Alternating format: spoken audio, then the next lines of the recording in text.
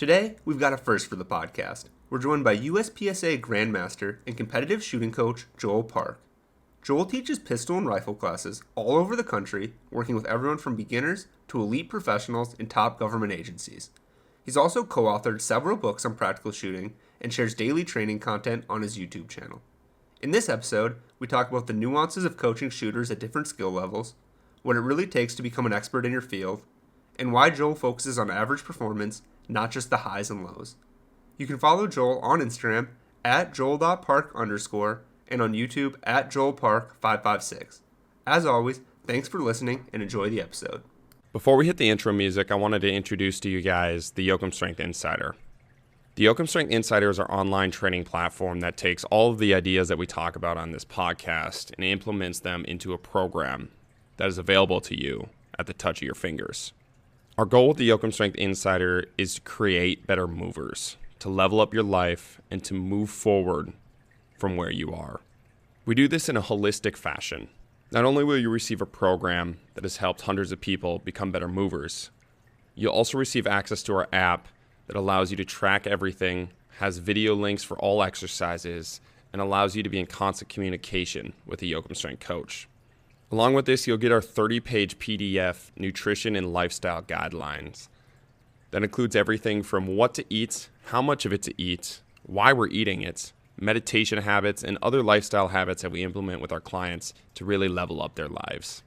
If you're interested in trying out one of these programs, use podcast 25 in the discount section right before you pay for 25% off your first program. Boom. This is the Yoakum Strength Podcast.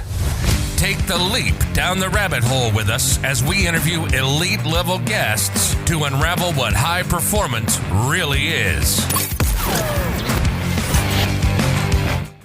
Boom. Well, Joel, welcome to the podcast. I'm excited to have you here. Thanks for having me. Yeah, I was telling you guys before. Joel's a shooting expert, and Tristan is obviously a shooting expert too. And I have shot a gun about 4 times, so we are jumping into the depths here. But Tristan pointed out to me that he's like, yeah, his obsession with guns is the same obsession that you have about slow pitch softball. And so I spent the last 2 days trying to educate myself a little bit on what you do and all that content. And I love your stuff, man. Like your approach to skill acquisition and your approach to learning a skill and practice. Like I think it's in the repetition method. Like I've been a huge fan of how you approach that. And I think it's Tristan, I appreciate you making this connection too, because it's a really cool look into how learning something doesn't really change when it comes to domains, like the actual skill set of the task does, but the process of learning a skill is very similar in a lot of these domains, even though they're completely separate things. And I'm excited to dive in with you on your approach and how you got into this. Oh, appreciate it. Yeah, I agree with you. There's a lot of parallels. Yeah. So Tristan was talking about how you had an interesting start into getting into the shooting world. Is it the shooting world? What do you call it? Like, what's it called even? The shooting world? I suppose. There's a lot of different avenues because you could do just target shooting, very informal. You could do competitive shooting. Some people just train for self-defense or to protect their family. Some people like the long range shooting where you're sitting in a bench trying to shoot a rifle, maybe at farther targets. So, there's a whole bunch of different things you could do with shooting regarding however you want to, apply it or what you have in mind. Yeah, I told the gym guys that I was having you on a shooting expert on today, and they're like, "Was he a sniper?" I was like, "Yeah, that says our expertise in this field right here." I was telling Tristan I'm going to sound like a lifetime trainer on here with some of those sports performance stuff that they talk about. I'm going to sound like that in the shooting world. But Tristan talked about how you had a cool start into the field, and it's kind of a cool story. So how did you get started into the shooting world? Well, I mean, it just kind of fell in my lap in some ways, I suppose. My dad was a farm kid growing up, so when I'd visit relatives, we'd end up doing the family thing. Well, for me, it was normal. Go to a field somewhere and set up pop cans and just slow target shooting. And then I loved that. So as I got older, kept shooting or going to indoor ranges locally to do target shooting. And one night at an indoor local range, I saw them shooting USPSA, which at a glance, like, what is that? And they're running around. It was an outlaw league, but running around shooting at cardboard targets. Like when they need to reload, just doing magazine changes, letting the magazine hit the ground, shove a new one in the gun, run over to another spot, hammer more targets. thought that looked really cool. I wanted to give it a try. So I talked my dad into buying a 9mm handgun so I could participate in that. And so my dad would take me to that, and then I did that for a while, and um, then I just kind of was all in, kind of I guess from the beginning. And then I did it at kind of a casual level for maybe 10 years, somewhere around there. And then just, life changes, a job especially. I worked retail for a while at a sporting goods store, so I didn't have, I worked every other weekend, so my schedule kind of sucked, and I didn't really have availability to do matches or some of the stuff I wanted to do. But anyway, got to the point where I felt like I could, and I wanted to start practicing again. The bug kind of bit me, so I scoured YouTube, the internet, found some shooting videos, and just started kind of practicing and teaching myself. Then I found a guy who ended up now he's like one of my very closest friends. Found Ben Steger on YouTube. He had a bunch of shooting material he was putting out in books. Thought, oh, this guy seems pretty good. I'll have him down to do a class. And so then he came down and did classes at my range. I was the host, so had him down maybe 3 or 4 years, kind of back to back, taking his class every year, working on my own, in between. And then I'd kind of get the lessons that he would give me and apply that to my shooting. And sometimes it'd take a while to apply or implement the changes I wanted to make. And then after a while, I started to get pretty good where no one at my club could kind of keep up with me. So my friends started asking me, like, hey, would you teach me? And so I'd practice with some of my friends, but then I got to the point where I really couldn't practice on my own because every time I went to the range, I was helping someone else practice.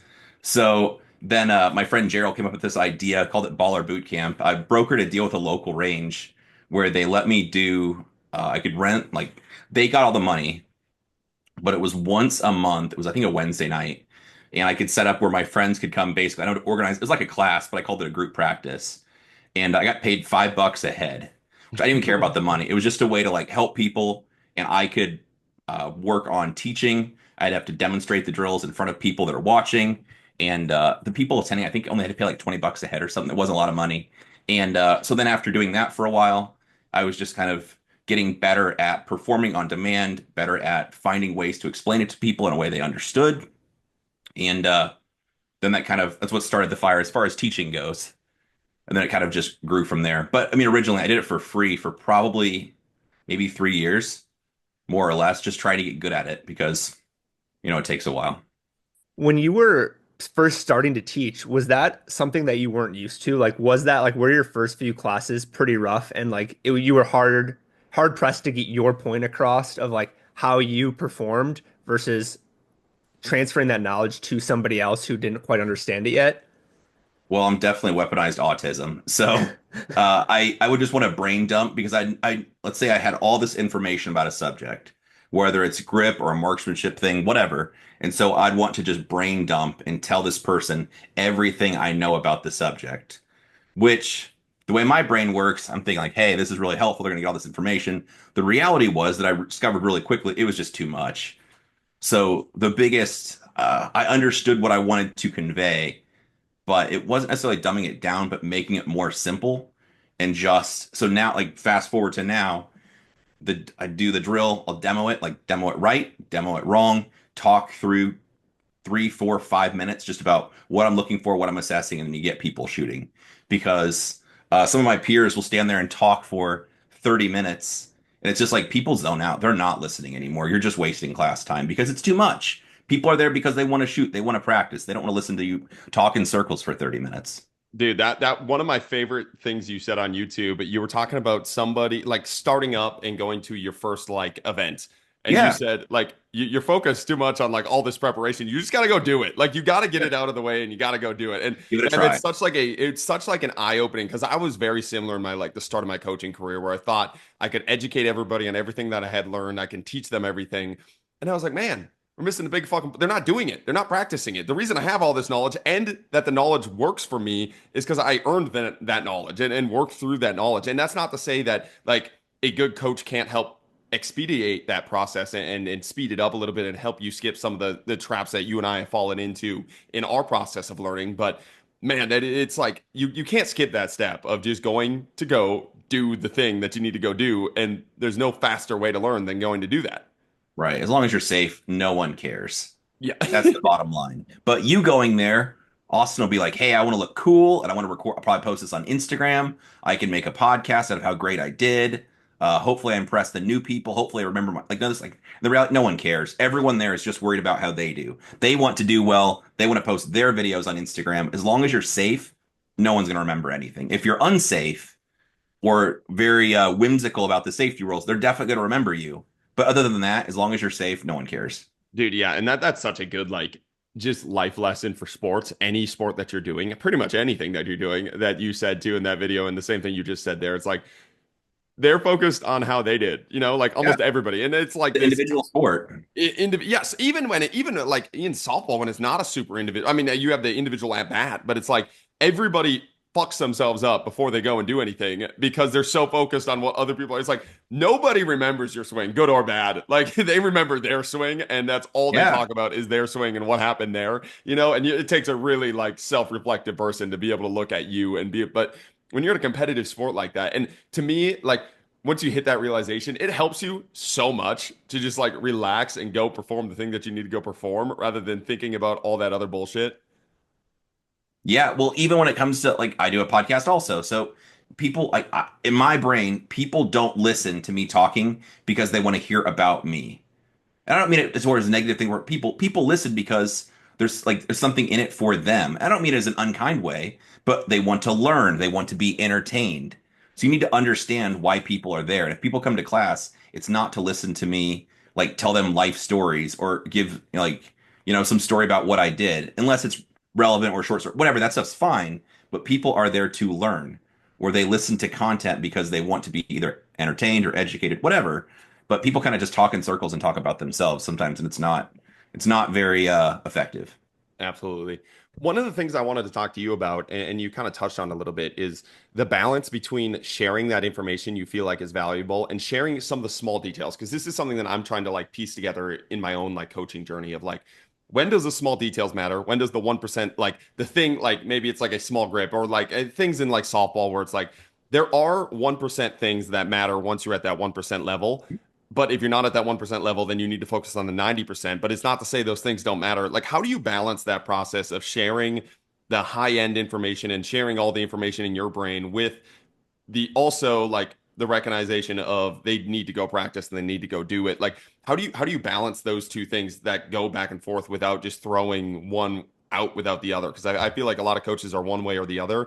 And I've been really trying to, when I self-reflect on my own coaching thing, it's something that I'm piecing together myself of when to share those 1%, when to share the small details, when to work on the small details, and and a lot of times the small details are like little dopamine hits for athletes too. It's like they want kind of the special thing, they want the special drill. And a lot of times if you give them that little piece of candy, that'll get them to do the rest of it and like piecing together all of that. But what's kind of your approach when it comes to that stuff? Sure. Well, I mean, I joke about being on the spectrum, but I'm undiagnosed, but most definitely am. And at least I have some level of awareness of that and ability to talk to people. But in reality, you have to, I won't say size the person up, but you have to like look at the person and see, I'll decide where are they at, which I can tell sometimes by just watching how someone handles their gun, just drawing it from the holster, load the gun, reholster it, and getting ready for repetition. You can tell how familiar they are and how much experience they have.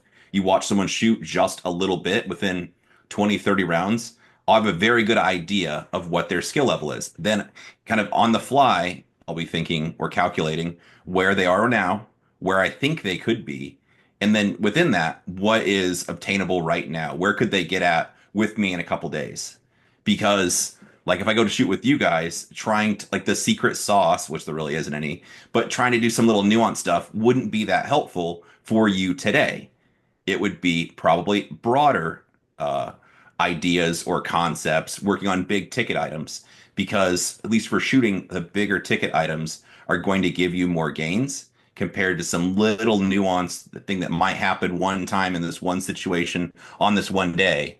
And so you kind of have to choose, like I said, you size them up where people are, where they could be, and what's going to be the most helpful piece of advice to give them that moment. Because, like we talked about earlier, people can only grasp so much. And they're in some dirt pit. It's probably hot out. Maybe they're shooting more ammo than they're used to, or a bunch of things they're trying to learn. So you can't just overload people with information. It has to be very simple. If anything, I try to keep making the process more simple and easier to understand. Because, like I said, it's just shooting guns in dirt pits for crying out loud. Um, Going off of that, I somewhere in your book you said that you could almost tell before somebody shot, like based on their grip, what like the pattern would look like on the target and be able to diagnose that. And for like the lower class shooters, you would you would kind of, like you said, work broadly with them, and then the grandmasters, masters do the little things on the single day in the single environments. Um, and also, I saw in one of your videos that the types of questions people ask when they're about to do the activity really leads you to a lot. Something along the lines of, I think you mentioned of like, hey, I never fully see my dot when I'm in it. And people, there's no way someone fully sees their dot that same way when they shoot. And you're like, well, that's kind of the wrong question to be asking. Um, could you kind of go into how you've just developed like almost that attention to detail and like being able to work with people who are at that very high level and you work with like government agencies and Yeah. then just like the very basic, like if me and Austin came out to a class tomorrow. Well, I mean, kind of like what you said, what they say is just as important to what they don't say, honestly. Because sometimes somebody will do a repetition or a drill, and I'll ask them, just what do you think? Or what'd you see? And I already know what's up. And sometimes, like on day two, you just drop, like, this is what's happening. This is what I want you to do. But it's also a good drill or a good test just to have the person as an exercise think through what just happened. What did I see? What did I feel? What happened? So that's anyway, that's a good way to kind of get into their thought process a little bit because, well, let's say we're talking about the draw. And you guys could both easily beat me up and shove me in my locker. And let's say you have it in your brain that like the harder you throw the gun out to the target is going to equal a faster draw time. And I'm like, nope, Tristan, you don't know what's up at all. Instead, if you just relax your shoulders, let your hands hang naturally at your sides, and you just snap your hand to the gun and just move the gun to the target without using your upper body or without trying to shove the gun, that's going to give you a faster draw. That doesn't really attack the idea you have in your brain, and I'm making this up, of course, that you have to use muscle to get it there. That's I can give you the right answer, but if you still have in your brain that you have to use muscle to get the gun to the target, unless I attack that idea and speak specifically to what you are addressing, that's not going to satisfy your curiosity. So in the back of your brain, you're still going to be thinking, yeah, yeah, but I've got the muscles this guy doesn't, and I'm going to try my way, right? God So then damn, it's a dude. dialogue, and it's just as about, like I said, what they say, what they don't say, and kind of attacking the thought process people have at times, not with everyone, but sometimes, especially as people get more experienced, they'll have a way that they think works or that they've been doing. And so you have to, again, it depends on the person, but sometimes you have to get in the weeds a little bit. Dude, you could go and coach anything that you want to go coach. That is such like a philosophical like big like pillar that you need to have as a coach that so many coaches just do like the amount of forced like coaching and survivorship bias, especially in the strength conditioning field, it's unbelievable. And you like you can like all like and then this is how I like really started. And I had this realization when I had a mentor in college. He was strength coach for 1 year, and then I went back to college and I was the strength coach on the football team, and he was coaching all the other teams. His name's Stu Bourne, just a phenomenal dude at doing exactly what you were saying. And he was a lot of people were pushing the ideas that he was talking to me about, and they were shoving them down my throat. And every time they shoved them down my throat, I rejected those ideas more. Sure. And all he did was like slowly water a seed. Like he just slowly watered a seed. He would show me a picture or he would ask me a question. And I would get to a point in which he would ask me a question and I would have the light bulb moment myself. And even like in the first 6 months, I started to think these ideas were my own ideas that he had just watered the last 2 years of working with me. And I just like naturally grabbed onto these things after fighting them for 3 years because people had been trying to force them down my throat. And once I realized like, oh my God, this is what had happened to me. He had like watered the seed. I'm like, you can do this coaching all the time. And it is such a more effect. He had done in 6 months. He had completely changed my mind in 6 months what people had tried to force me to do with very little, almost very little effort on his end. Like he was asking questions. He was showing me videos. He was just like, what do you think of this? Like, and in 6 months, he did more than what 3 years of people like forcing thought processes down my throat. And I'm like, this is every athlete ever. And the more competitive the athlete, the more and not ego in a bad way, but the more like successful the athlete, the more confident the athlete, the more you have to approach it that way. Because otherwise, like you said, you're just gonna like fight them on whether it's an open fight or like a closed fight in which you're saying like they think the answer is muscle when the answer is not more muscle. and trying to beat them out of that idea is just never going to work. Mhm. Yeah. Um, one of the things that I had seen you talk about recently in one of your videos was almost how people can like perform the skill on demand and like the shortcuts that people try to take at the beginning. So like I know when I first started shooting, like I was like, oh, if I do this like one thing of like bringing the gun down to here, I can now shoot a little bit better. But like I soon grew out of that. And you kind of mentioned in one of them how there may be like really small shortcuts at the beginning of whatever activity you're starting that will help you very short term, but then will hinder you long term because you almost have to forget and unlearn that habit. And for someone like you who has the ability to perform on demand basically at any given time and is always trying to improve, like they're not exactly set in their way. They have a pretty good 90% philosophy rock and they're always playing with that little bit. How do you go about working those things out and testing things for the sake of testing them just so you can know that something is good or bad? Yeah, I mean, sometimes you just have to try it. I attended a class from a different instructor a couple years ago. A lot of the stuff was the dumbest stuff I'd ever heard in my life. But while I'm in the class, I still tried it all as best as I could because, hey, maybe I'm too arrogant. Maybe I don't really know there is everything, out there, and I'm not the expert at everything. Let's just see what they have to say. And in just giving it an honest try, doing the best I could, yeah, that confirms some of the stuff was the dumbest stuff I've ever heard. But again, if I'm so arrogant to think I know everything, I'm going to stop learning anyway. So, yeah, and then like the shortcuts you talked about, specifically with the draw, people come up with some like gimmicks. I think gimmicks is a fair word to use, where they'll have little shortcuts that can get untrained or people with very low experience kind of up to speed quickly, but it becomes a crutch where once they get kind of up to speed, it's something they're going to have to unlearn at a point, or if they do a technique like that throughout their whole shooting career, at some point it's going to start holding them back. So you talked about the draw thing. There's kind of a well, since then that instructor's changed his tune because he got bullied a lot. But basically bringing the gun straight up and then dropping it down, pointing at the target. The idea being, while I point the gun down, if I keep staring, I'll kind of be able to find the dot in the window while it comes down towards the target, which seems like a good idea, an easy way to find it. But then you see people do that, and it's like there's a ceiling to, like, it's a little questionnaire. Do you want to win and be good? And if you check the yes box, that technique is not going to work long term. Just being honest.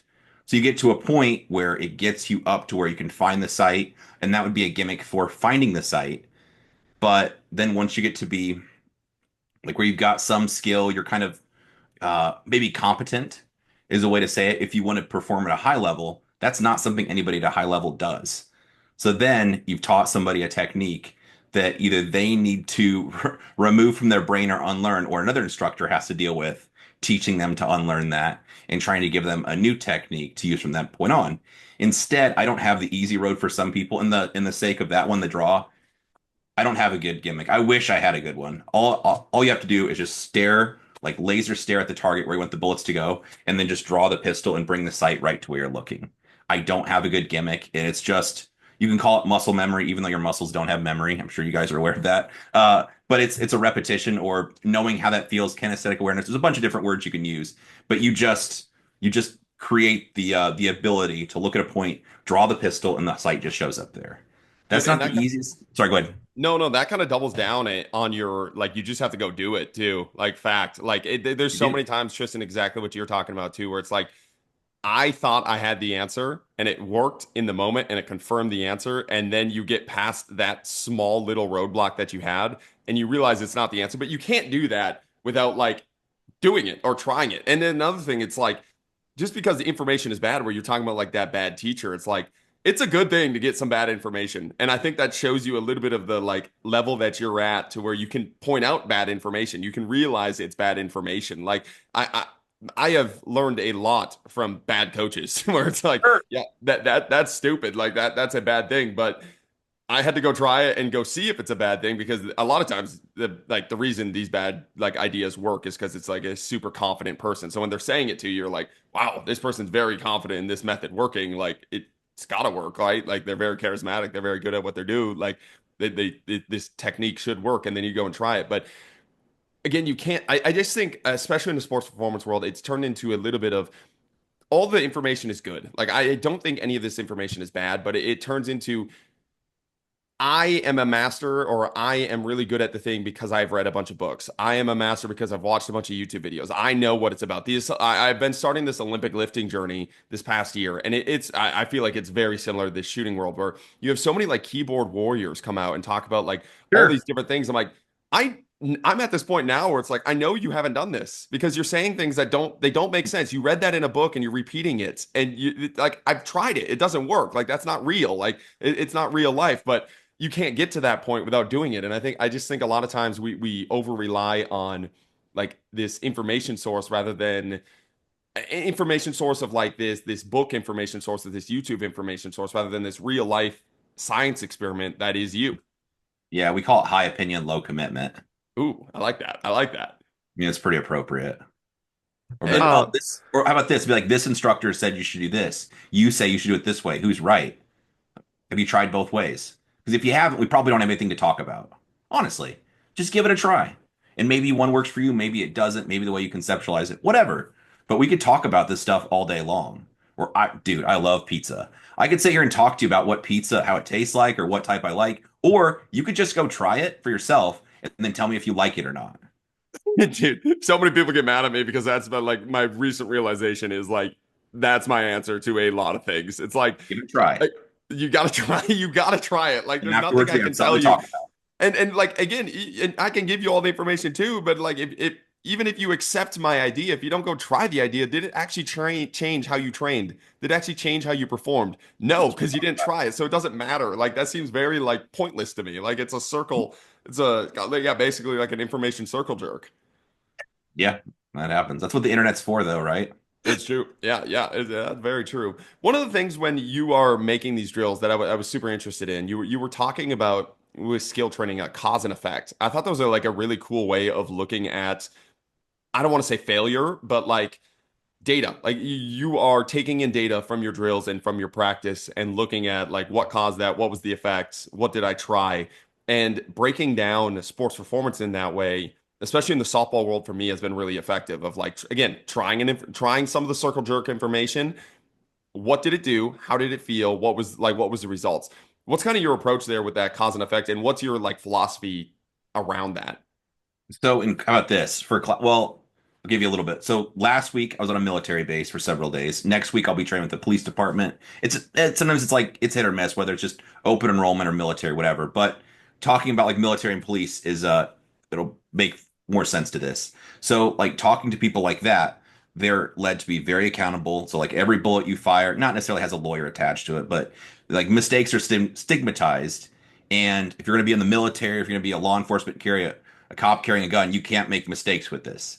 This is what's beat into them. But what happens then is you end up with people that are very deliberate. So the talking class, like day one before we even start shooting, like the talk is everyone here has habits for the way you do things, whether it's right or wrong, remains to be seen. You're gonna get some feedback from me, things you want to change. In the moment, maybe you can change it while you're thinking about that one thing. Then we move on to something else. And you're probably gonna think about that next one thing. Your old habits could go back to the way it was. That's fine. That's part of the plan. Talking what you just said about like mistakes and the cause and effect. That's the other part. Mistakes are stigmatized. I don't care if people, as long as they're safe, I don't care if they even miss the target. The point of cause and effect is helping teach people how to fit or teaching people how to fish, so to speak. Mm. Because like I can't be there with every shooter or every police department and be like, okay, that one went low and left, and let me tell you why it happened. Instead, the point is helping people diagnose their targets through either something they see, the sight, likely the sight do, or something they feel. So like their hands pushing into the gun or a sensation they have. And so then they could be like, oh yeah, the shot went low left. I felt my whole hand tense up and I shoved down the gun trying to stop it from recoiling. So that's a really good answer because if you're switched on and paying attention and know what issue you're having, it's going to go a long way towards fixing it. Instead, if I just like, yep, you push the shot low left, I'm like, oh, okay. They do it again. I'm like, yep, you pushed another shot low left. Okay. But if they don't feel it, see it, and they can't articulate back to me what's happening, it's going to be a lot tougher to change. So for me, the point of drills, again, I don't really care. I mean, you want people to do well and you want them to shoot, tidy and all that kind of stuff. But in class, if someone shoots a really tidy little group, the feedback from me is just going to be go faster. The reason for that is I don't want them to just show me what they know how to do comfortably because you're not going to get any better. Instead, I want them to push at the pace that they make mistakes, then they'll get feedback, hopefully they'll try to fix it, and then their new PR keeps getting better and better. For, That makes so much sense. And that was actually something I was going to ask you about. Especially in the sports world, coaches love to see the neat and precise warm up, the drills, that everything looks perfect. And people, I know that's one of the questions I'll see or comments on some of your videos or Ben's videos of like, oh, well, I shoot a 1 inch group at 20 yards. And people are like, yeah, but like, how fast do you go? Like, what else can you do? And it's one of those things that shows people the questions you're asking kind of show how much you don't know. yeah. And for someone like yourself or a class, and you kind of alluded to it, how do you push to go faster and like almost see that chaos and embrace the mess ups in practice so that on game day for military people it's could be different, but for you specifically on like your match day of a match you've been prepping for that you're prepared. So like how do you push practice to make it like messy for yourself? Oh, this is good. We should talk about this. So I'll propose there's a couple different levels of kind of what you could be doing as a shooter. It could be comfortable, so what you know how to do. So just no feedback, you just do your thing at the targets. The next level would be kind of simmering frustration level, where it'd be, which is this is where I practice at. It's just outside what I can do comfortably, but it's not completely unhinged lunatic where I have no idea where the bullets go. But it's just a little bit faster, a little bit more than what I can just do comfortably. So I'm just trying to reach a little bit, but it's somewhat obtainable. Or maybe if I can't do it that way, it's just a little bit beyond. The next mode to that would be the one I don't want people to be in, which is kind of, like I said, the unhinged lunatic. If you look on Instagram, people love posting this fast stuff where they like whip the gun on the holster, like, pop, pop, pop, pop, pop, pop, and then they walk down to the target, and you're basically figuring out at the same time as they are if they hit the target or not, because you can push at such a speed. It's like a casino kind of thing where you're pulling the handle at the slot machine and maybe you luck out, maybe you don't. We don't know. You're going to walk out to the target and find at the same time. That's cool for feeding the gram, but that's not really performance on demand. There's an amount of luck with that. So instead, if you practice at that level where you're just slightly outside your comfort zone, I'm trying to do just a little bit more, a little bit better, a little bit faster than what I can normally, you'll increase, your PR, I suppose, so to speak. Your better gets just a little bit better every single day. Then on match day, it's kind of a different mindset where you have to have, for me, it'd be discipline. Because if I just go out there and just leave me to my own devices, I'll turn into, a bit careless where I like going fast, but I wouldn't necessarily have the accountability with where the shots go, or I'd have looser hits. So then, like, my personal self-talk would be, no, you stupid idiot. You have to wait for the sight to be on the target. And I'm like trying to beat discipline into my head or make myself be really disciplined. Like, hey, they're going to score these targets, right? And so for me, it would be making sure I'm very disciplined. I see the sights on each target. I keep myself under control because for me, it's fun to just tee off and just hammer at the targets and attack it. I like going fast. But there's also the flip side to that where someone would be an over aimer or very, very deliberate that needs a kick in the ass because they're too slow and they have to be like, no, no, as soon as you see the color of your sight on the target, it is time to shoot. I do not care how you feel. And so the other person might need like rules for themselves to go just a little bit faster. And then I'm changing conversations a little bit, but it's related. You guys talked about practice. I think also there's a large importance or should be a large importance on your cold shooting. So for example, this morning I went to the range to load up my mags. I don't like group shoot or do any of that kind of crap to begin with. I just set up whatever the drill is going to be for that day, and then I'll shoot the drill two, three, four repetitions, and then just score the targets in aggregate. That's as good at shooting as I am for that day. That's it. Maybe as the practice goes on, I get a really, really good one, and I could clip that video and put it on the gram or whatever. But my cold shots for the day, that's as good as I am. And I think people should really key in on that, regardless of. I understand with sports, I'm not clearly athletic, but there's an amount of like warming up for your body and that kind of stuff. I'm not going to run a marathon anyway or lift a bunch of heavy weights, but for shooting anyway, your cold performance on demand is extremely important. Dude, I love that thought process. And it's something that I've been building out even in my like own weekly practice structure is trying to balance that kind of like pendulum of practice. Because I think a lot of times, like Tristan was talking about, especially in the sports performance world, it's almost all a comfort game. It's like the more comfortable you are, the better the coach feels like you are. But then the game day is the absolute opposite of that. It's all chaos. There's no comfort, and then a lot of athletes have no idea what to do with that.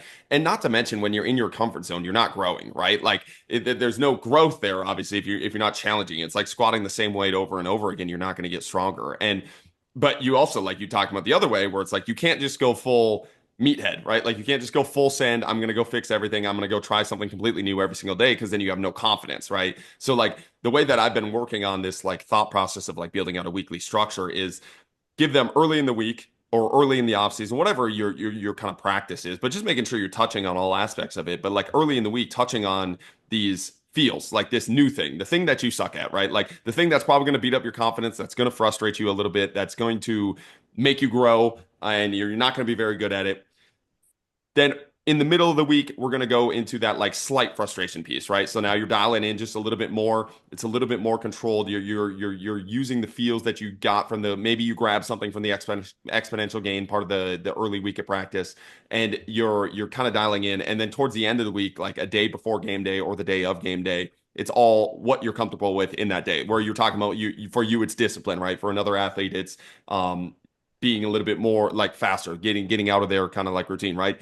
And I think that practice setup has really, really helped me and my athletes in the sense of you get a touch of confidence towards the end of the week. So you're not going into, because I think a lot of times when you are just trying a bunch of new stuff and new drills and trying to increase your performance all the time, you're just lose a little bit of confidence. You lose like what you're good at. You lose the thing that you are set on during game day, and that's never good for an athlete. But if you take away that at all moments, you're never going to get that aha moment. That's what I like to talk about in the skill acquisition world, where you're trying these new things, you're pushing to the edge of your envelope of skill acquisition, and you get like oh shit, I can be doing this, and now I can bring that to game day. But if you're never touching those kind of aspects of skill acquisition in practice because you don't want to deal with that chaos or the messiness or the failure, you're never going to get those aha moments, because you're just going to continue to run your head into what you're already good at. Yeah, dude, 100%. And even with that, I mean, let's say I'm walking up to like my first stage in a match. You don't have to necessarily say anything verbally, but you need to have a level of confidence where it's, even if I don't say anything, even if you couldn't tell, it's like, I'm here to win. I'm here to, smash these people's face in, whatever, because you don't have to say it verbally or talk trash or any of that kind of stuff. But internally, you have to have a confidence, whether it's the first stage of a match or if I'm doing a demo in front of a bunch of people that I don't know. They paid me money to be there. I don't know these people, and it has to be right the first time. The talking points, everything needs to be perfect. And so, whether it's a performance in a demonstration or a match, you have to go up with the confidence, like, "Yep, I'm here to do this. I'm going to do this. It's going to be good." And you really can't fake that until you make it, at least in my opinion, because people that fake that, you can normally see their body language enough that, yep, they don't believe the words they're saying. Why do they expect anybody else to? But I mean, that takes confidence, it takes skill, it takes experience. That's not something you can really teach, in my opinion, anyway. So going back to what you said about like that performance on demand and like the cold performance on your day, that was something that really caught me almost off guard when I went to my first match. Is I'd done like sports my whole life, and it had been like you go to whatever sport you're doing, you do your warm up, you get a bunch of reps in, and when you like hit the line or formation, you are like you've already done a bunch of stuff and you're ready to go. And this was the exact opposite of the shooting match. It's I got there. I'm not really even hardly allowed to handle my gun besides in a very small table. Mhm. And you get onto the start line after doing literally zero warm up, and you have to just perform right there. Uh-huh. And so that caught me off guard. So with that in mind, besides just time and actual practice, how do you get a feel for that? Because after you go to a session and do so many drills. Like I am warmed up and I do see myself shooting better as it goes on. How do I get myself to practice and get more confident and better at those cold starts when after a few cold starts, now I'm in almost like my hot start area? How about this? I'll have my second cold start for the day after we finish this podcast, which will be just dry firing in my basement. So it'd be no mulligans. I'll just put my gear on. So for dry fire, for your listeners not familiar, it'd be practicing at home with an unloaded gun, so no ammunition, just my actual firearm from a holster, but no ammunition at all allowed, and just working on the mechanics of drawing the gun, gripping the gun, paying attention to where the sight goes, pressing the trigger harder than I would to fire live ammunition, but basically working on as much as I can other than how the gun feels when ammo goes off. And so basically, I could work on that. You could do that multiple times a day. So I work on just, like I said, this afternoon it'll just be drawing the gun from the holster. I'll have some different drills in my basement set up and just work on the first, minute or 2 minutes of that is just cold. And I'll put a lot of emphasis on that. How did I do the first draw? How are the first couple repetitions of the drill? Because, like you said, as you keep going, of course, you can keep going until you get the result you want. Um, and then when you're in a match, people have a variety of things they do. Some people like jumping jacks or stretches in the safe area, that small little table. I'll just do draws. So you can't have any ammunition, but my gun's unloaded in the holster. Just my hands at my sides, draw the gun, and just point it at some little dirt, rock, a little whatever, some little thing you kind of see in the ground behind it. And I'll just pick some little rock and just draw my gun and point at the little rock. And then maybe I press the trigger, unloaded no ammunition with me, but press the trigger really fast, just making sure my sight doesn't move, and just doing little things like that to try to kind of warm myself up. We're gonna But lose Tristan in the podcast. He's gonna start dry firing in the podcast. Just get some no, reps and in. that's how you do it. And with dry fire, I can get multiple cold looks at my performance. So for people, people have a variety of how much free time, but for most people, I mean, you can carve out 15 minutes or 20 minutes for maybe 3 or 4 days a week, at least 3 days a week, just 20 minutes. And for that, you just put on your stuff, and then you just focus. Nothing else in the world matters for 15 minutes or 20 minutes. Just work on repetitions of that drill, how you handle your pistol, because you're building habits. So, for example, I could do dry fire and hold the gun really, really loosely and not have my hands in the right spots. And like I could make the timer make it look good, but I would be creating a habit of holding the gun loosely. Then when I go to the range and firing live ammo, if I'm holding the gun loose and it's just kicking really hard in my hands, like, oh, I've created a habit I don't want and now I need to fix.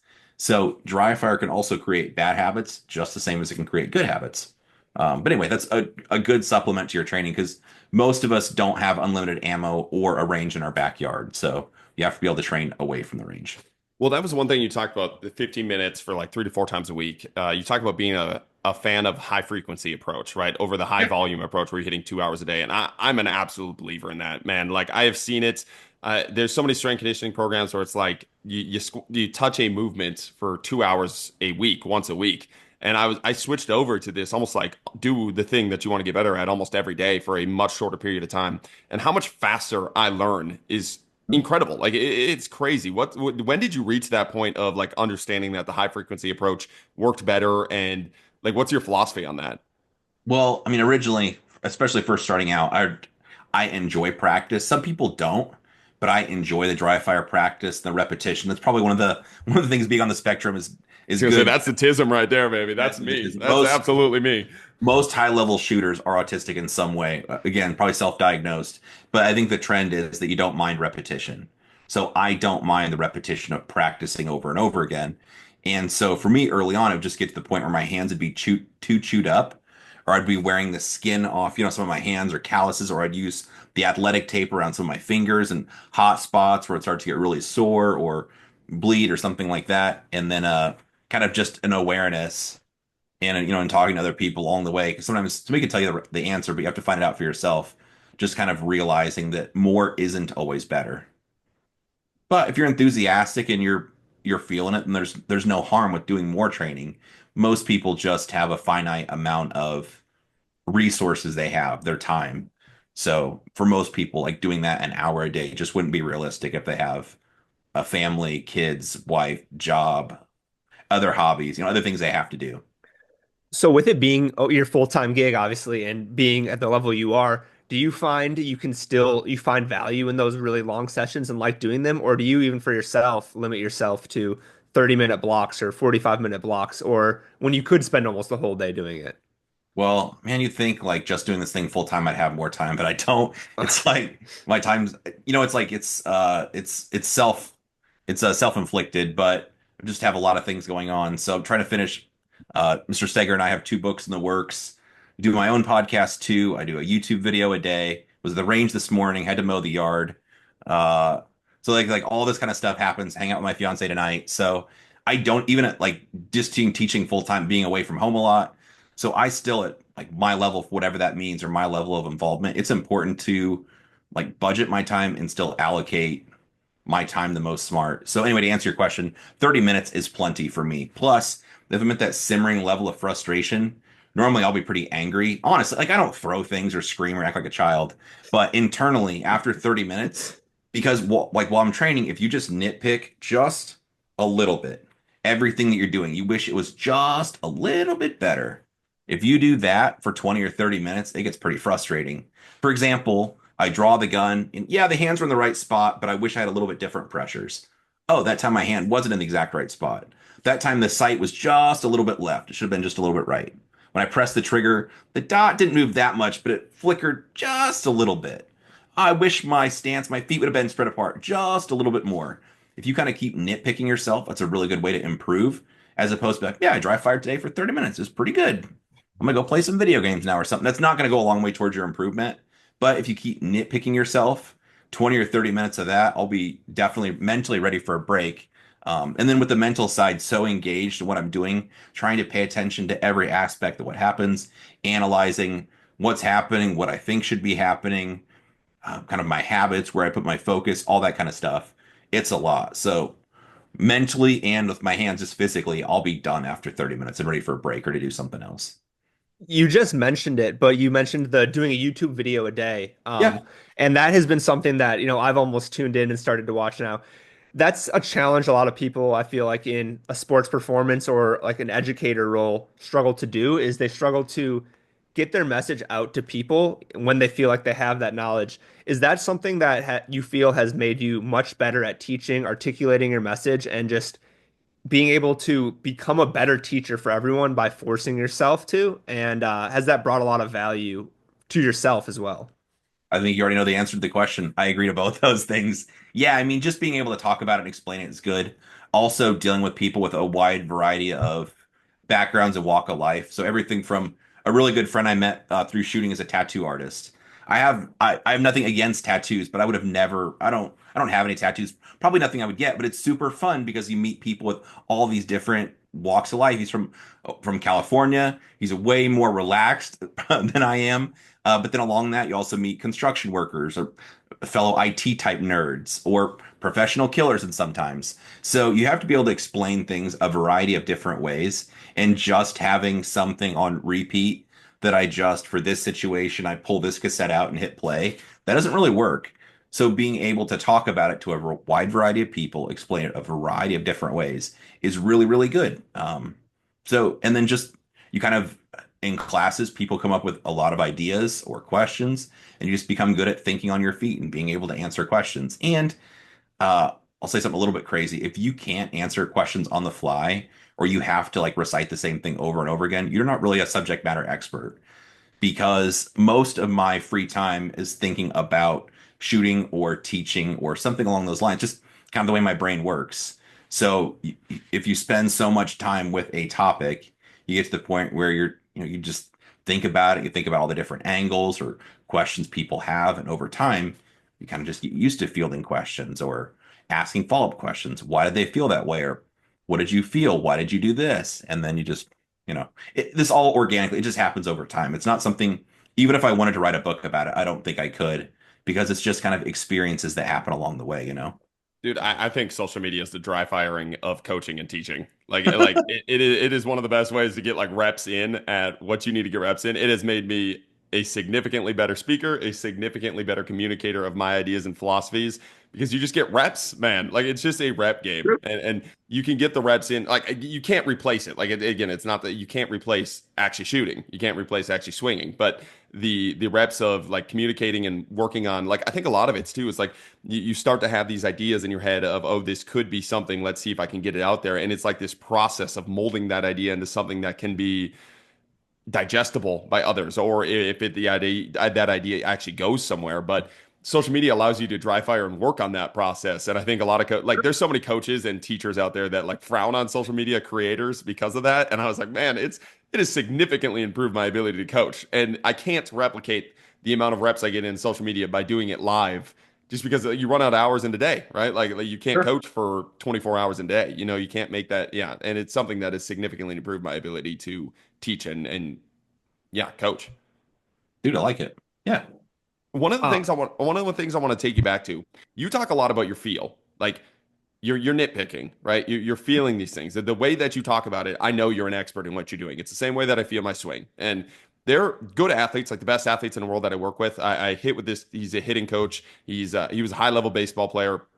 When he swings, man, like he talks about his swing the same exact way you talk about your draw. And then he's like, it was a good hit, but he's like, ah, man, this was here, that was there. And like his level of feel of it is just phenomenal. And the best athletes I've ever worked with have that level of feel, have that level of awareness.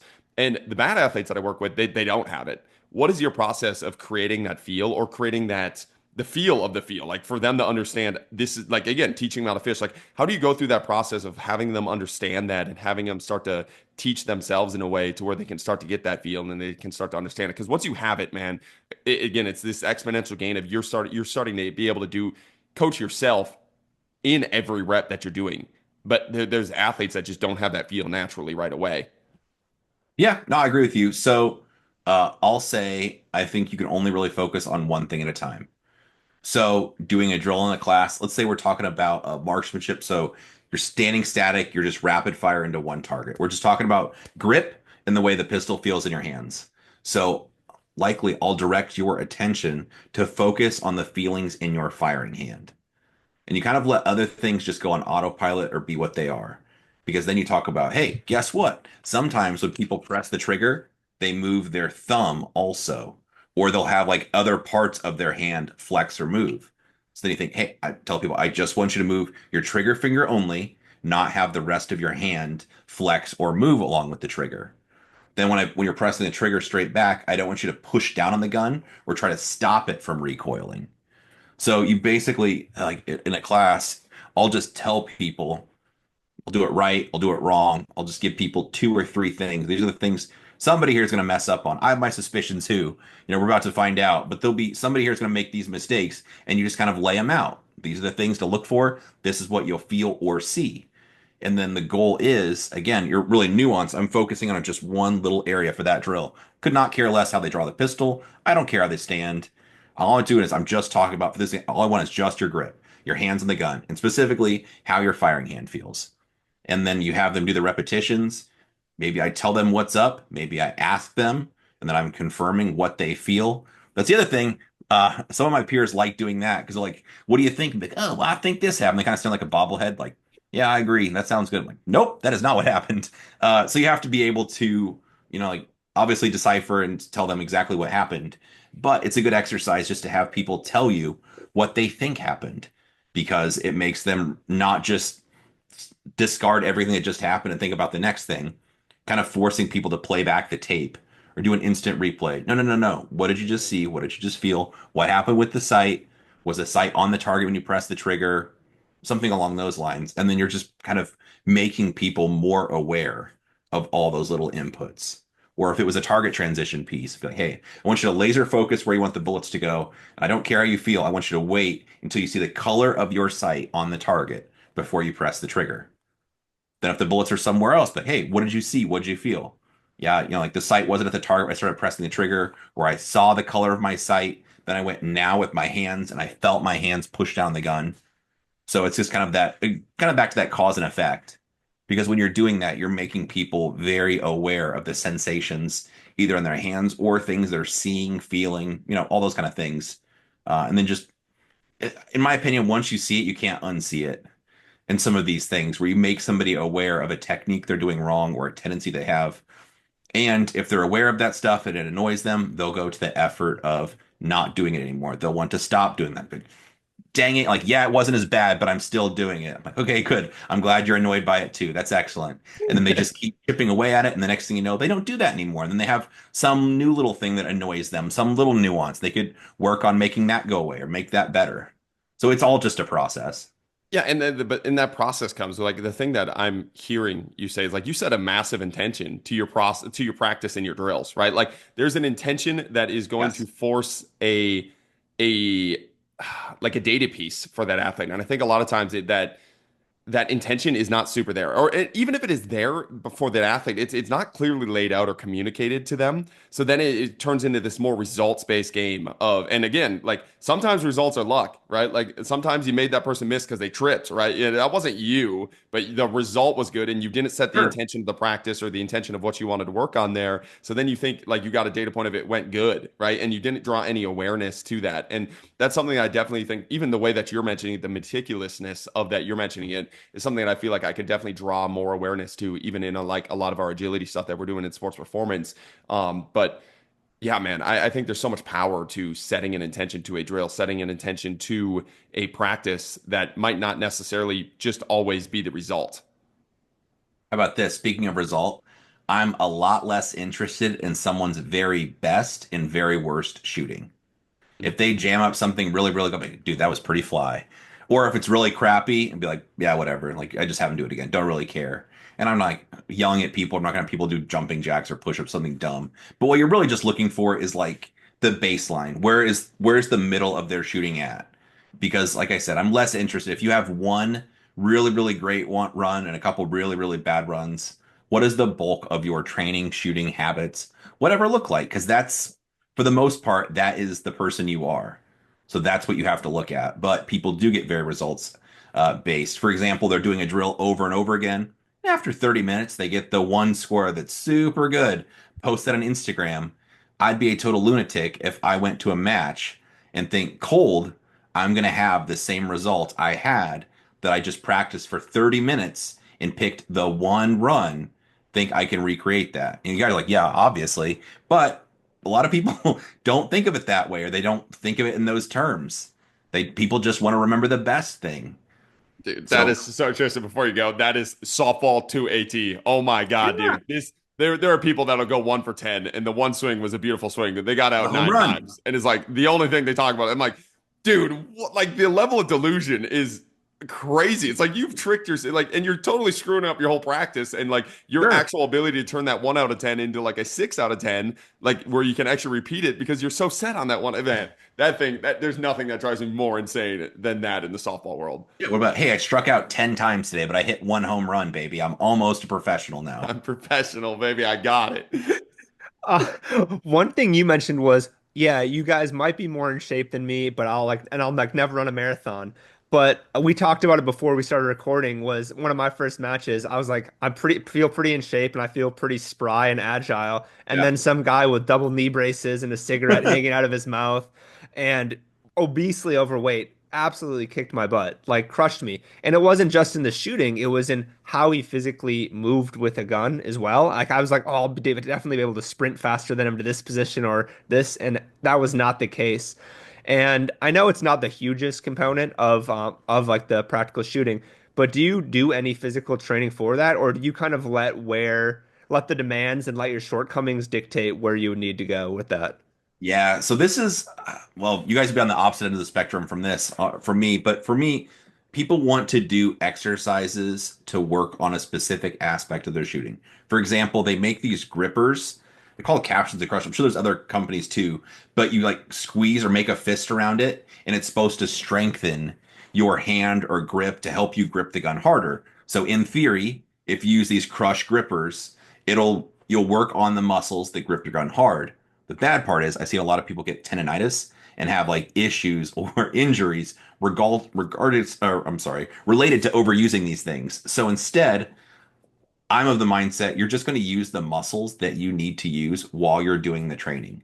However, being physically fit and not obese and able to run or do a pull up, that stuff's good for your life, but I don't think it's strictly good for shooting.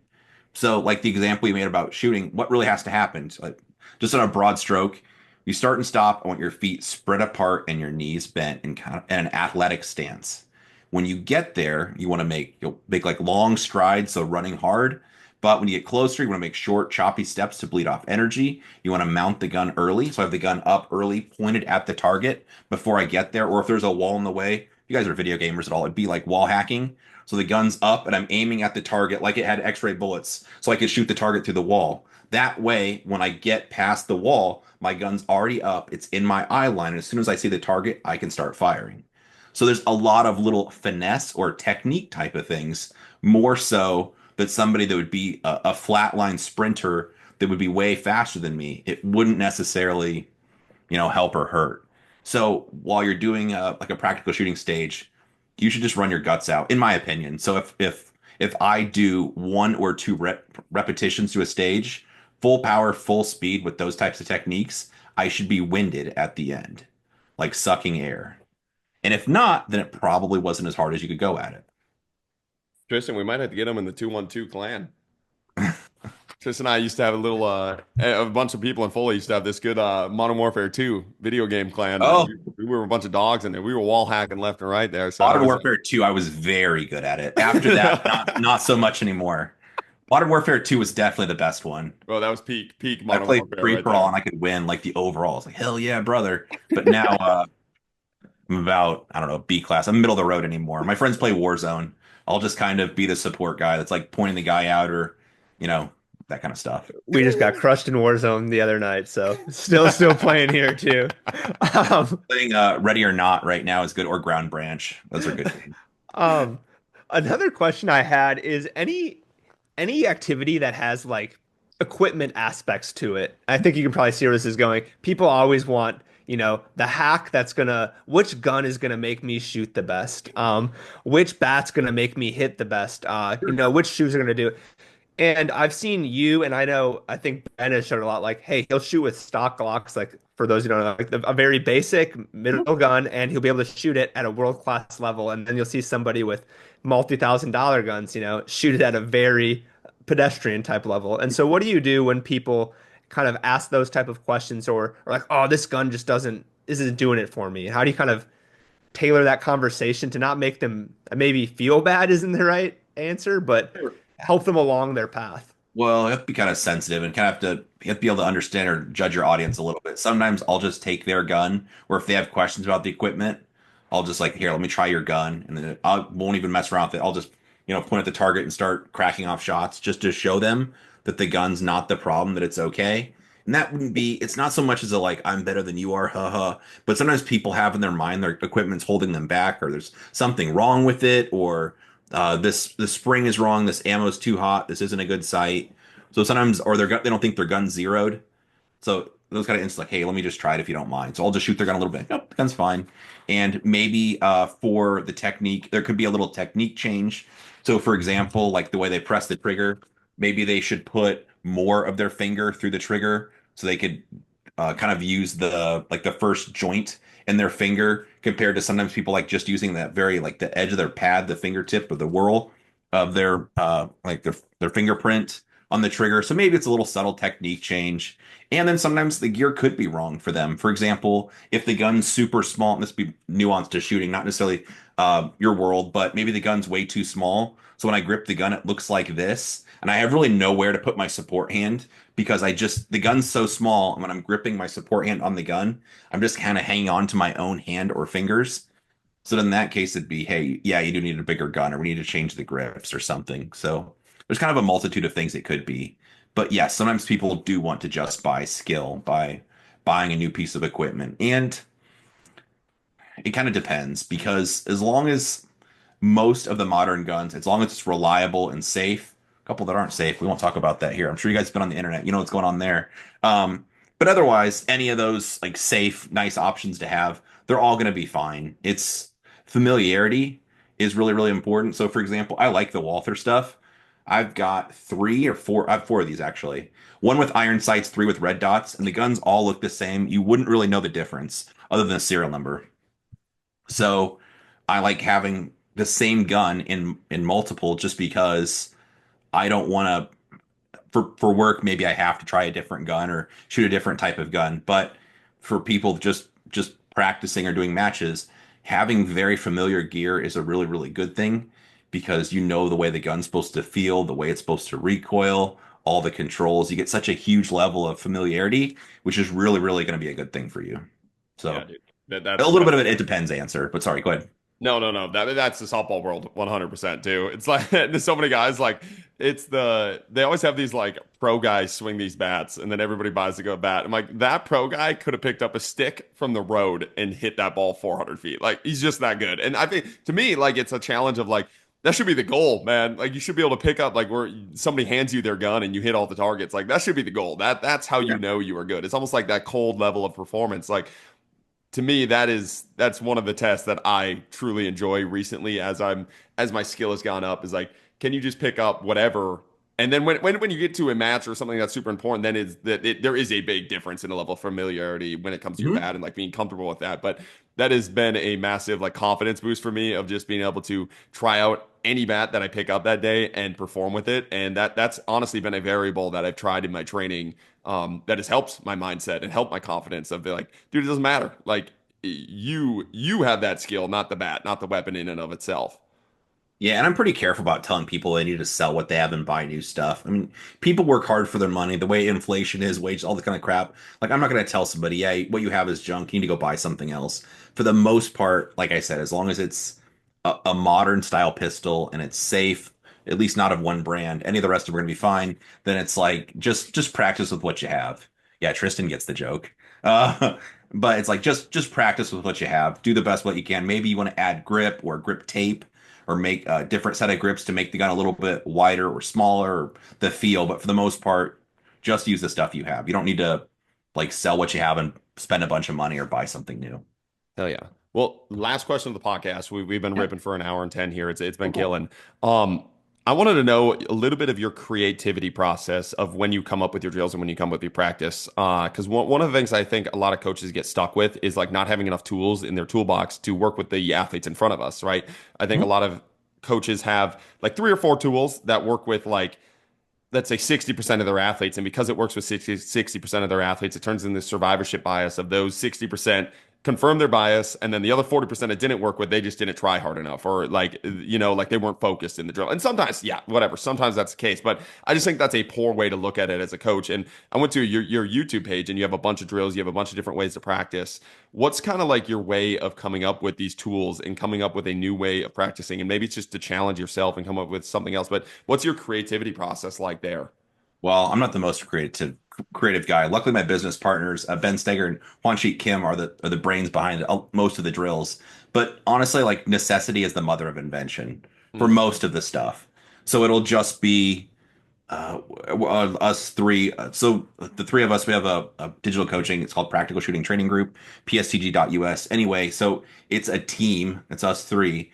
And so it's just bouncing ideas off each other and it's what we need to have a drill for, or I wish we had a dry fire drill that did this, or something we observe an issue that a lot of people are having in class. We should create a drill to do that, or we should tweak this drill because we see a lot of people having this issue or wish they did that. So, in my opinion, like my 2 cents would be it all comes from either what material we need to have, issues we see, what's helping people learn. And the classes probably change for sure every year, sometimes maybe from month to month, every 6 months, just with little tweaks, different drills, a different spin on the drill. The classes are never the same, but it's just all based on how people learn because I I like the minimum amount of words I have to say to people, I think is a home run. Is very, and I don't mean it in a way like I'm not going to talk, but very basic, simple terms that's making it very easy to understand what I want you to do, what you're looking for, the results. In my opinion, like shooting should be as simple as it can be. I want to make it so easy for everyone to understand with very plain, easy to understand words. I don't want people to have to use a dictionary or look up some medical term. It has to be just very easy to understand what I'm asking you to do. Like, this is what the drill is. This is what I'm asking you to do. And this is how you're going to tell if you were successful or not. Dude, hell yeah. This was a That banger. This was sweet. I brought on I just want to say this when we're recording. I brought on a lot of coaches on this podcast, and very few have had your level. And the people that have had your level are like mentors for me, for my coaching, but very I few have appreciate had it. your level of philosophical understanding of coaching and leadership. And this is a banger podcast. I'm gonna send this to a lot of people. So I appreciate you taking the time out of your day to do this with No, I us. appreciate you having me. This is fun. It's like you said, whether it's lifting weights or doing sports or driving a car or shooting a gun, it's kind of a lot of the same principles there's a lot of carryover, in my opinion anyway. So you see the high performers in any of those disciplines or aspects have a lot of character traits, I think, in common. The other one more thing that I think is fun to talk about if I can. I was on a base last week, and there's this guy. I watched him shoot, and I'm like, I was very impressed with seeing him shoot. Very impressed. But I was like, hey, dude, that was very good. He's like, I appreciate it. It's not really that good. Like I don't even have any business here shooting. And he meant it. There's some people like this where he'll like keep, like, it didn't matter how, I'm like, yeah, so if I'm doing the drill in 6 seconds, you do the drill in 2 seconds, you're going to be annoyed it's not 1.99, right? And he's like, yeah, it's probably right. I'm like, yeah, like I get it. And that's for most people, I mean, you could take it to an unhealthy level, but I think that's the common trait I see in high performers, that it's like being perpetually dissatisfied, no matter how good you are, always wanting to do a little bit better. Not to the point that it's unhealthy or like cutting yourself or, like a little bit of self-hate's good, but people could take it overboard. But that level of always wanting to do just a little bit better, be just a little bit more, and then really paying attention to the details is kind of a common trait anyway that I see on high performers. Oh yeah, we talk about that all the time. It's like the formula of like delusional self-confidence with like a balance of self-hatred that like Yeah. allows you to have enough confidence to keep going with the self-hatred to keep nitpicking. And it's I see that very, very common in high performers as well. Yeah, it's crazy. It's a very similar world for high performers between like different walks of life. Oh yeah. Well, thank you guys for listening. Keep chopping wood. Thank you for listening. Join us next week as we dive down another rabbit hole. If you enjoyed the show, don't forget to like, subscribe, and leave a 5-star rating. Follow us on Instagram at Austin Yoakum to stay updated on future podcast guests. Keep chopping wood.